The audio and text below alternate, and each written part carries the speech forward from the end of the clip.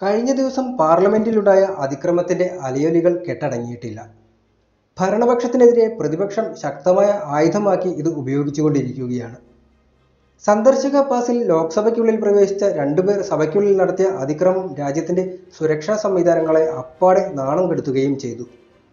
4 പ്രധാന പ്രതികളിൽ 2 പേരാണ് മനോരഞ്ജനും സാഗർ ശർമ്മയും.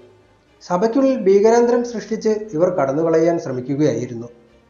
മൈസൂരു കുടക് മണ്ഡലത്തിൽ നിന്നുള്ള BJP MP പ്രതാപ് സിംഹയിൽ നിന്നും പാസ് സംഘടിപ്പിച്ചാണ് മനോരഞ്ജനും സാഗറും പാർലമെന്റിനുള്ളിൽ കടന്നത്. മനോരഞ്ജൻ മൈസൂരു മണ്ഡലത്തിലെ വോട്ടറാണ്.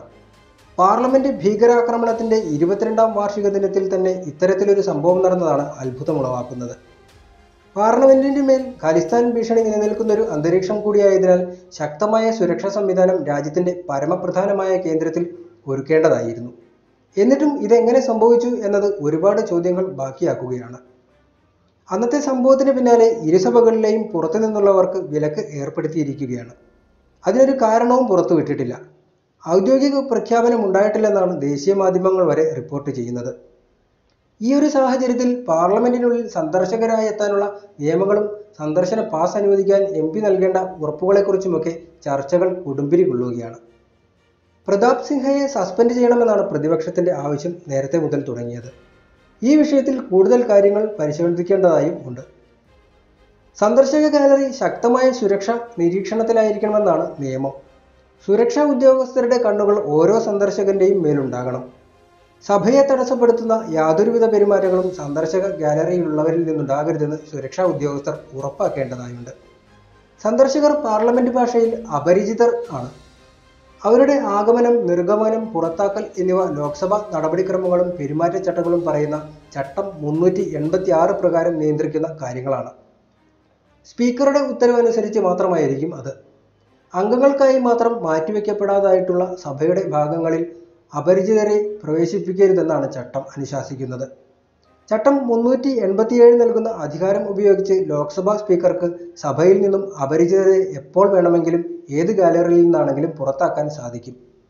ഒരു പാർലമെന്റ് അംഗത്തിന് തനിക്ക് വ്യക്തിപരമായി അടുത്ത് അറിയാവുന്നവർക്ക് വേണ്ടി മാത്രമേ സന്ദർശക പാസിന് അപേക്ഷ നൽകുവാൻ കഴിയൂ എന്നാണ് MN കൗൾ, SL ശക്തേർ എന്നിവരുടെ പാർലമെന്റിന്റെ പ്രവർത്തനവും നടപടിക്രമങ്ങളും എന്ന പുസ്തകത്തെ ഉദ്ധരിച്ച് ഉള്ള വാർത്തകൾ പറയുന്നത്. തങ്ങൾക്ക് അറിയാവുന്ന ആളുകൾക്ക് വേണ്ടി അംഗങ്ങളാണ് പാസിന് വേണ്ടി അപേക്ഷ നൽകുന്നത്. ഈ അപേക്ഷയിൽ അതാത് അംഗം ഒരു സത്യവാങ്മൂലം നൽകണം.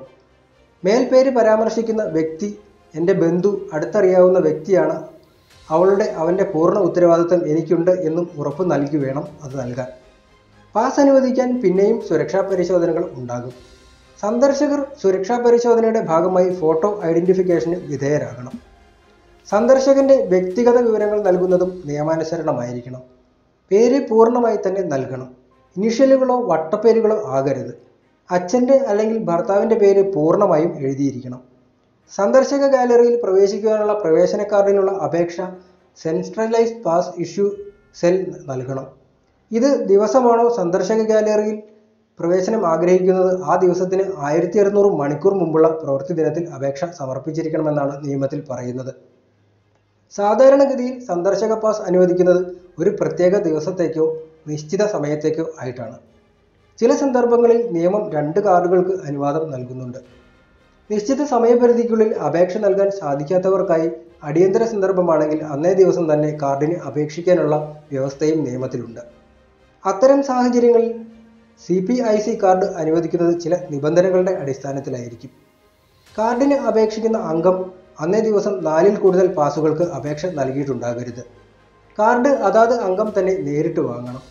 സന്ദർശന സമയം വ്യക്തമായി കാർഡിൽ രേഖപ്പെടുത്തണം. അപേക്ഷ സ്വീകരിച്ച് 2 മണിക്കൂറിനകം കാർഡ് നൽകേണ്ടതുമാണ്.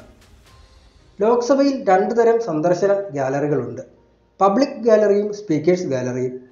ഒരു പാർലമെന്റ് അംഗത്തിന് ദിവസത്തിൽ 4 പേർക്ക് പബ്ലിക് ഗാലറിയിലും 2 പേർക്ക് സ്പീക്കേഴ്സ് ഗാലറിയിലും പ്രവേശനത്തിന് അപേക്ഷ നൽകാം.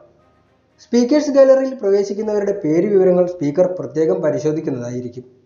കാർഡിൽ സൂചിപ്പിച്ചിരിക്കുന്ന സമയത്തിന് മുമ്പായി ആരെയും സന്ദർശക ഗാലറിയിൽ പ്രവേശിപ്പിക്കുന്നതിന് ആവശ്യപ്പെടാൻ അംഗങ്ങളെ നിയമം അനുവദിക്കുന്നില്ല. ലോക്സഭയിലെന്ന പോലെ രാജ്യസഭയിലും പ്രവേശന നിയമങ്ങൾ ബാധകമാണ്. ഉപരിസഭയിലെ പബ്ലിക് ഗാലറിയിൽ പ്രവേശനം കിട്ടാൻ ഏത് ദിവസമാണോ പ്രവേശനം വേണ്ടത് അതിനു മുമ്പുള്ള പ്രവൃത്തി ദിനങ്ങളിൽ ഉച്ചകഴിഞ്ഞ് 3 മണിക്കകം അപേക്ഷിക്കണം. അതിനായുള്ള അപേക്ഷാ ഫോമുകൾ അംഗങ്ങൾക്ക് നോട്ടീസ് ഓഫീസിൽ നിന്നും ലഭിക്കുകയും ചെയ്യും. സന്ദർശക കാർഡിനായി ഒരാളെ ശുപാർശ ചെയ്യണമെങ്കിൽ ആ വ്യക്തിയെ രാജ്യസഭാ അംഗത്തിന് വ്യക്തിപരമായി പരിചയമുണ്ടായിരിക്കണം. അതല്ലെങ്കിൽ അംഗത്തിന് വ്യക്തിപരമായി പരിചയമുള്ള മറ്റൊരു വ്യക്തി പരിചയപ്പെടുത്തുന്നയാൾ ആയിരിക്കണം. രണ്ടാമത്തെ തരത്തിലുള്ള കേസുകളിൽ അംഗങ്ങൾ അതീവ ജാഗ്രത പുലർത്തണമെന്നാണ് നിയമം പറയുന്നത്.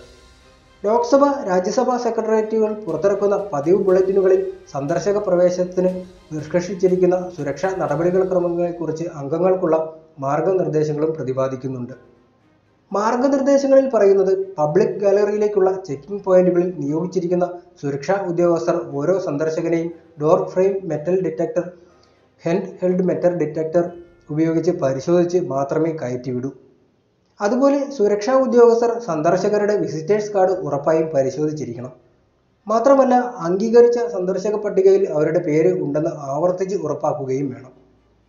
പബ്ലിക് ഗാലറിയിൽ ഇരുപ്പുറപ്പിച്ച സന്ദർശകർക്ക് മേൽ പാർലമെന്റ് സുരക്ഷാ ഉദ്യോഗസ്ഥരുടെ കണ്ണ് ഓരോ നിമിഷവും ഉണ്ടായിരിക്കണം.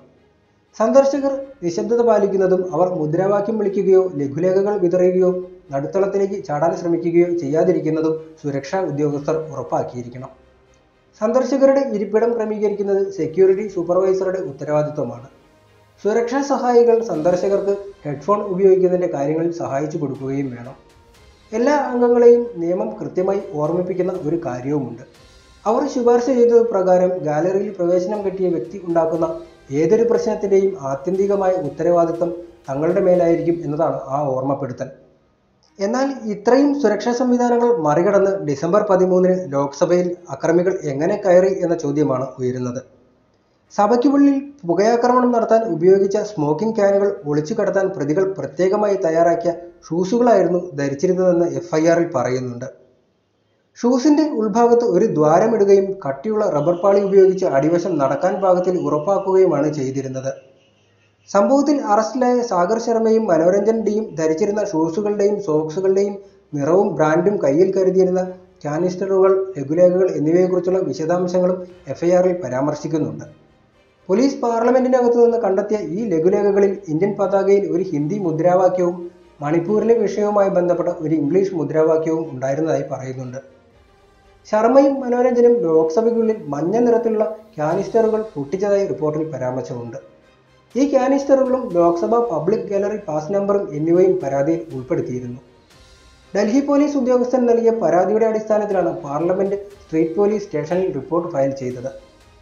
സാഗർ ശർമ്മ ധരിച്ചിരുന്ന ചാര സ്പോർട്സ് ഷൂവിന്റെ അടിഭാഗം മുറിച്ച് ഒരു ദ്വാരമുണ്ടാക്കിയതായി പറയുന്നുണ്ട്. പരാതിയുടെ ഉള്ളടക്കവും സംഭവ സ്ഥലത്ത് നിന്ന് ശേഖരിച്ച തെളിവുകൾ, സ്ഥലത്ത് നടത്തിയ പ്രാഥമിക അന്വേഷണം, DD എൻട്രികളുടെ പരിശോധന, ലഭ്യമായ മറ്റു വസ്തുക്കൾ എന്നിവയെ ആധാരമാക്കിയാണ് പോലീസ് കേസ് ഫയൽ ചെയ്തിരിക്കുന്നത്.